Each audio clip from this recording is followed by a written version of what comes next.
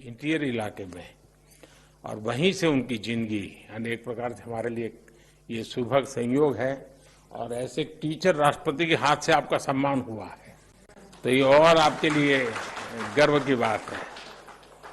देखिए, आज जब देश आजादी के अमृतकाल के अपने विराट सपनों को साकार करने में जुट चुका है, तब शिक्षा के क्षेत्र में राधा कृष्णन जी के प्रयास हम सभी को प्रेरित करते हैं।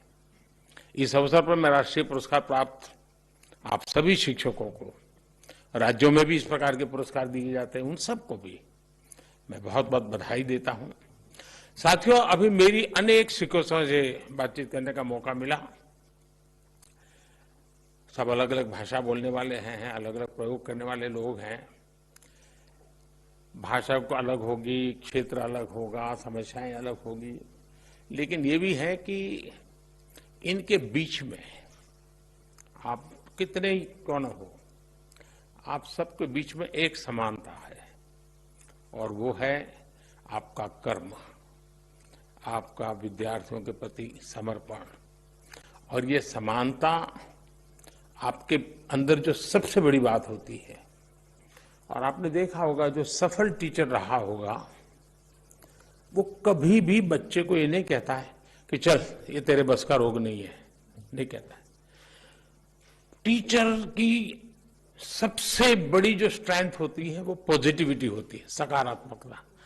कितना ही बच्चा पढ़ने में लिखने में पूरा, अरे करो बेटे हो जाएगा, अरे देखो बेटे करो, देखो देखो उसने किया तुम भी करो हो जाएगा, यानी आप देखिए उसको पता भी नहीं है, लेकिन टीचर के गुणों में होता है, वो हर बार पॉजिटिव ही बोलेगा। वो कभी किसी को नेगेटिव कमेंट करके निराश कर देना, हताश करता नहीं, उसके नेचर में नहीं है।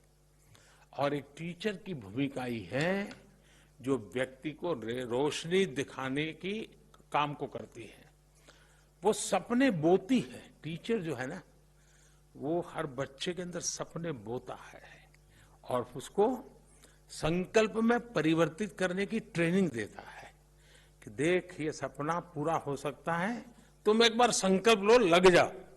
आपने देखा होगा कि वो बच्चा सपनों को संकल्प में परिवर्तित कर देता है, और टीचर ने जो रास्ता दिखाया है उसे वो सिद्ध कर करके रहता है। यानी सपने से सिद्धि तक की इस पूरी यात्रा उसी प्रकाश पुंज के तहत होती है जो किसी टीचर ने उसकी जिंदगी में सपना बोया था, दिया जलाया था, जो उसको कितनी ही चुनौतियों अंधेरों के बीच में भी रास्ता दिखाता है।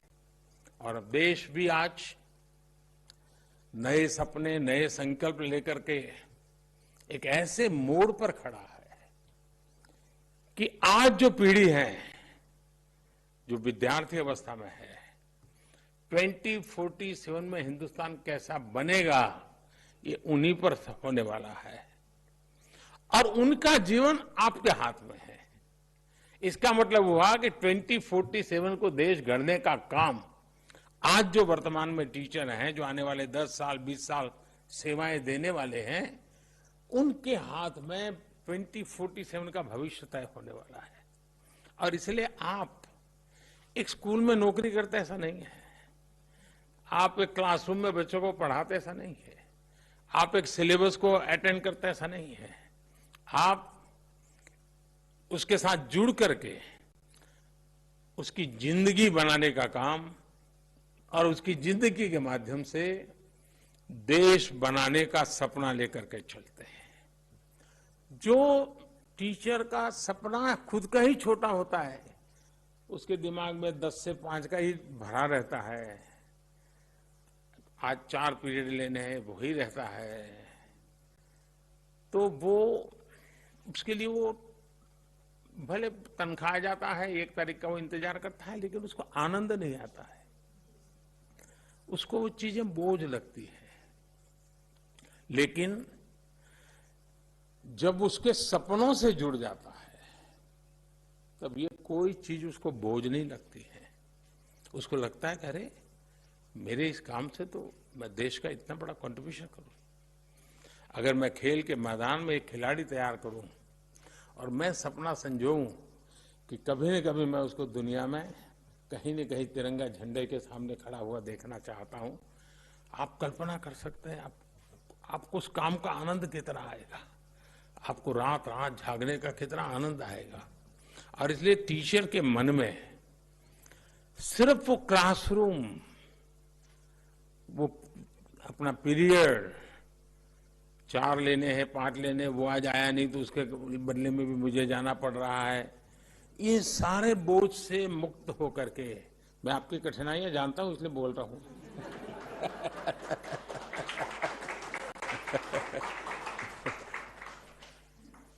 तो उससे बोझ से मुक्त होकर के अगर हम इन बच्चों के साथ, उनकी जिंदगी के साथ जुड़ जाते हैं। दूसरा, अल्टीमेटली हमें बच्चे को पढ़ाना तो है ही है, ज्ञान तो देना है, लेकिन हमें उसका जीवन बनाना है। देखिए, आइसोलेशन में और साइलोज में जीवन नहीं बनते हैं। क्लासरूम में वो एक देख लें, स्कूल परिसर में कुछ और देखें, घर परिवेश में कुछ और देखें, तो बच्चा कॉन्फ्लिक्ट और कॉन्ट्रडिक्शन में फंस जाता है। उसको लगता है मां तो ये कह रही थी और टीचर तो ये कह रहे थे और क्लास में बाकी जो लोग थे वो तो ऐसा बोल रहे थे। उस बच्चे को दुविधा की जिंदगी से बाहर निकालना है हमारा काम है, लेकिन उसका कोई इंजेक्शन नहीं होता है कि चलो आज ये इंजेक्शन ले लो तुम दुविधा से बाहर, टीका लगा दो दुविधा से बाहर, ऐसा तो नहीं है। और इसके लिए टीचर के लिए बहुत जरूरी है कोई इंटीग्रेटेड अप्रोच हो उसका। कितने टीचर हैं जो स्टूडेंट्स के परिवार को जानते हैं, कभी परिवार को मिले हैं, कभी उनसे पूछा कि भाई घर आके क्या करता है, कैसा करता है, आपको क्या लगता है, और कभी ये बताया कि देखिए भाई मेरे क्लास में आपका बच्चा आता है, इसमें ये बहुत बढ़िया ताकत है जी, आप थोड़ा इसको घर में भी जरा देखिए, बहुत आगे निकल जाएगा। मैं तो हुई हूं टीचर के नाते, मैं कोई कमी नहीं रखूं, लेकिन आप थोड़ी मेरी मदद कीजिए। तो उन घर के लोगों के अंदर भी एक सपना बो करके आप आ जाते हैं और वो आपके सहयात्री बन जाते हैं। फिर घर भी अपने आप में एक पाठशाला संस्कार की बन जाती है। जो सपने आप क्लासरूम में बोते हैं, वो सपने उस घर के अंदर फुलवाड़ी बन करके पुलकित होने की शुरुआत कर देते हैं। और इसलिए क्या हमारी कोशिश है क्या? और आपने देखा होगा एक आध स्टूडेंट आपको बड़ा ही परेशान करने वाला दिखता है, ऐसा ही है, समय खराब कर देता है, क्लास में आते ही पहली नजर वहीं जाती है, तो आधा दिमाग वहीं खराब हो जाता है। टीचर, मैं आपके भीतर से बोल रहा हूं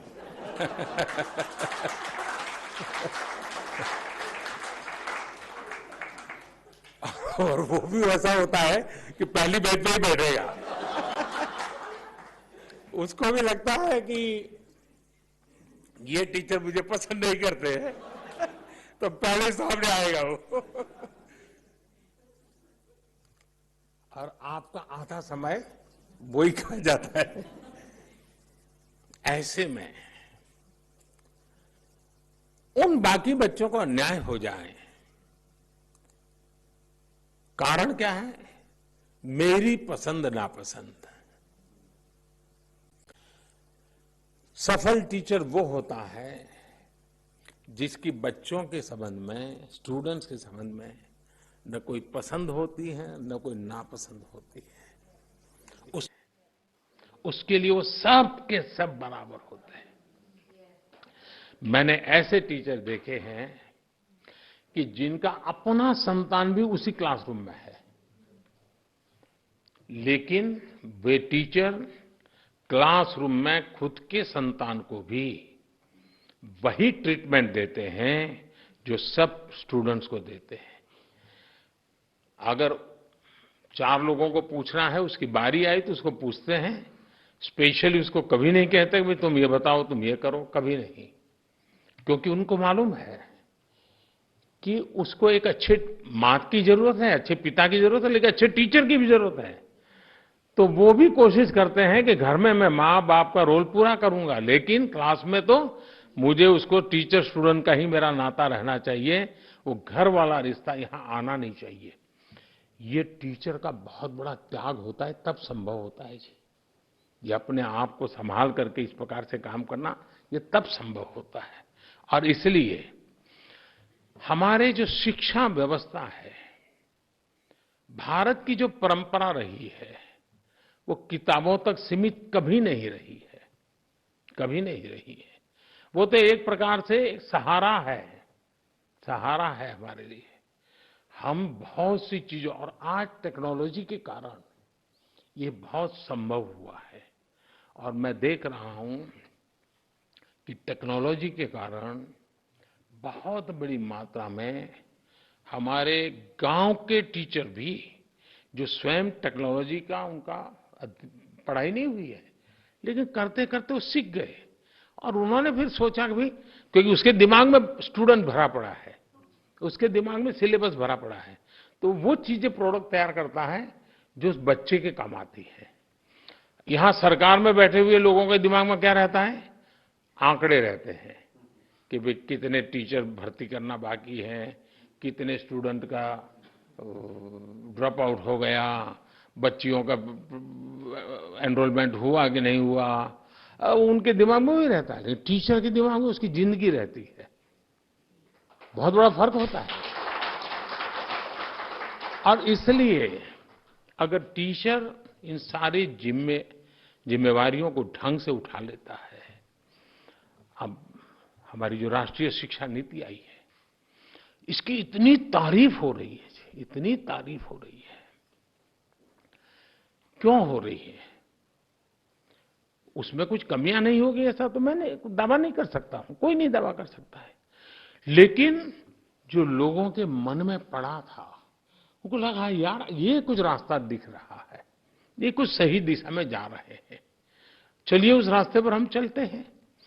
हमें पुरानी आदतें इतनी घर कर गई है कि राष्ट्रीय शिक्षा नीति को एक बार पढ़ने सुनने से बात बनने वाली नहीं है जी।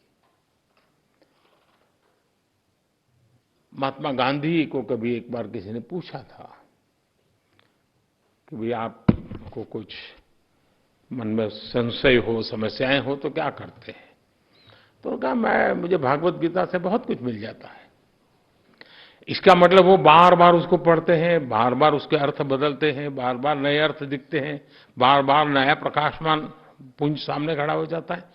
ये राष्ट्रीय शिक्षा नीति भी जब तक शिक्षा जगत के लोग उससे हर समस्या का समाधान उसमें है क्या, 10 बार पढ़े, 12 बार पढ़े, 15 बार पढ़े, सॉल्यूशन इसमें है क्या, उसको उस रूप में हम देखेंगे। एक बार आया है, चलो सर्कुलर आता है, वैसे देख लिया तो नहीं होगा। उसको हमने हमारी रगों में उतारना पड़ेगा, हमारे जहन में उतारना पड़ेगा। अगर ये प्रयास होता है तो मुझे पक्का विश्वास है कि राष्ट्रीय शिक्षा नीति बनाने में हमारे देश के टीचर्स का बहुत बड़ा रोल रहा है। लाखों की तादाद में टीचर्स ने कंट्रीब्यूट किया है इसको बनाने में। पहली बार देश में इतना बड़ा मंथन हुआ है। जिन टीचर्स ने इसे बनाया है, उन टीचर्स का काम है कि उसको सरकारी भाषा वगैरह बच्चों के लिए काम नहीं आती है। आपको माध्यम होना होगा कि सरकारी ये जो डॉक्यूमेंट है वो उनके जीवन का आधार कैसे बने। मुझे उसको ट्रांसलेट करना है, मुझे उसको फुल स्टॉप कॉमा के साथ पकड़ते हुए भी उसको सहज सरल रूप में उसको समझाना है। और मैं मानता हूं कि जैसे कुछ नाट्य प्रयोग होते हैं, कुछ ऐसे राइटिंग होता है, कुछ वक्तृत्व स्पर्धाएं होती हैं, बच्चों को राष्ट्रीय शिक्षा नीति पर चर्चाएं करनी चाहिए, क्योंकि टीचर उनको तैयार करेगा। जब वो बोलेंगे तो एक आध चीज नई आपको भी उभर करके आएगी। तो ये एक प्रयास करना चाहिए। आपको मालूम है कि अभी मैंने 15 अगस्त को आजादी के 75 साल का ये मेरा भाषण था, तो उसका एक अपना अलग मेरा मिजाज भी था। तो मैंने 2047 को ध्यान में रख करके बातें की। और उसमें मैंने आग्रह किया कि पंच प्राण की चर्चा की। क्या उन पंच प्राण हमारे क्लासरूम में इसकी चर्चा हो सकती है क्या? असेंबली जब होती है, चलिए भाई आज फलाना विद्यार्थी और फलाना टीचर पहले प्राण पर बोलेंगे, मंगल को दूसरे प्राण पर, बुधवार को तीसरे प्राण पर, शुक्रवार को पांचवें प्राण पर, फिर अगले सप्ताह फिर पहले प्राण पर ये टीचर यानी साल भर। उसका अर्थ क्या है? हमें क्या करना है? ये पंच प्राण हमारा भी तो प्राण तत्व होना चाहिए, हर नागरिक का होना चाहिए। इस प्रकार से अगर हम कर सकते हैं तो मैं समझता हूं उसकी सराहना हो रही है। सब लोग कह रहे हैं हाँ भाई ये 5 प्राण ऐसे हैं कि हमारे आगे जाने का रास्ता बना देते हैं। तो ये 5 प्राण उन बच्चों तक कैसे पहुंचे, उनके जीवन में कैसे आए, इसको जोड़ने का काम कैसे करेंगे। दूसरा, हिंदुस्तान में अब कोई स्कूल में बच्चा ऐसा नहीं होना चाहिए जिसके दिमाग में 2047 का सपना न हो। उसको कहना चाहिए बताओ भाई तुम 2047 में तुम्हारी उम्र क्या होगी, उसको पूछना चाहिए। हिसाब लगाओ, तुम्हारे पास इतने साल है, तुम बताओ इस इतने सालों में तुम तुम्हारे लिए क्या करोगे और देश के लिए क्या करोगे। हिसाब लगाओ 2047 के पहले तुम्हारे पास कितने साल है, कितने महीने हैं, कितने दिन है, कितने घंटे हैं। तुम एक एक घंटे को जोड़ करके बताओ तुम क्या करोगे। तुरंत उसका एक पूरा कैनवास तैयार हो जाएगा कि हाँ आज 1 घंटा चला गया, मेरा 2047 तो पास आ गया। आज 2 घंटे चले गए, मेरा 2047 पास आ गया। मुझे 2047 में ऐसे जाना है, ऐसे करना है। अगर ये भाव हम बच्चों के मन मंदिर में भर देते हैं, एक नई ऊर्जा के साथ, एक नई उमंग के साथ, वो बच्चे लग जाएंगे। और दुनिया में प्रगति उन्हीं की होती है जो बड़े सपने देखते हैं, बड़े संकल्प लेते हैं और दूर की सोच करके जीवन को खपा देने के लिए तैयार होते हैं। हिंदुस्तान में 1947 के पहले एक प्रकार से दांडी यात्रा 1930 और 1942 1942 अंग्रेजों भारत छोड़ो, ये जो 12 साल आप देखिए पूरा हिंदुस्तान उछल पड़ा था। सिवाय आजादी कोई मंत्र नहीं था।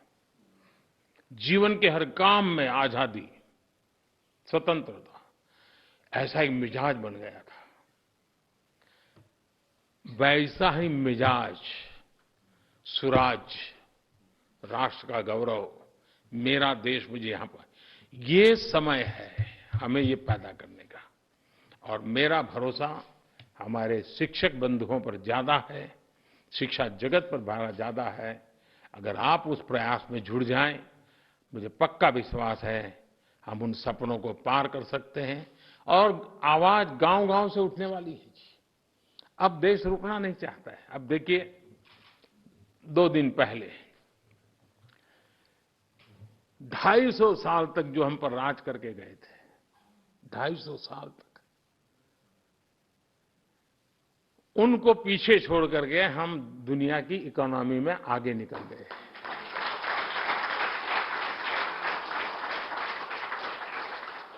छह नंबर से 5 नंबर पर आने का जो आनंद होता है, उससे ज्यादा आनंद इसमें हुआ। क्यों? 6 से 5 होते तो होता थोड़ा आनंद, लेकिन ये 5 स्पेशल है क्योंकि हमने उनको पीछे छोड़ा है। हमारे दिमाग में वो भाव बढ़ा है, वो तिरंगे वाला 15 अगस्त का। 15 अगस्त के तिरंगे का जो आंदोलन था, उसके प्रकाश में ये 5वां नंबर आया है। और इसलिए उसके अंदर वो जिद भर गई है कि देखा मेरा तिरंगा और फहरा रहा है। ये मिजाज बहुत आवश्यक है। और इसलिए 1930 से 1942 तक का देश का जो मूड था, देश के लिए जीने का, देश के लिए जूझने का और जरूरत पड़ी तो देश के लिए मरने का, आज वो मिजाज चाहिए। मैं मेरे देश को पीछे नहीं रहने दूंगा।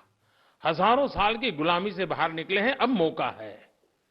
हम रुकेंगे नहीं, हम चल पड़ेंगे। ये मिजाज पहुंचाने का काम सभी हमारे शिक्षक वर्ग के द्वारा हो तो ताकत अनेक गुना बढ़ जाएगी, अनेक गुना बढ़ जाएगी। मैं फिर एक बार, आप इतना काम कर करके अवार्ड प्राप्त किए हैं, लेकिन अवार्ड प्राप्त किया है इसलिए मैं ज्यादा काम दे रहा हूं। जो काम करता है उसी को काम देने का मन करता है, जो नहीं करता है उसको कौन देता है। और शिक्षक का मेरा भरोसा रहा है कि वो जिम्मा लेता है तो पूरा करता है। तो इसलिए मैं आप लोगों को कहता हूं, मेरी तरफ से बहुत बहुत शुभकामनाएं, बहुत बहुत धन्यवाद।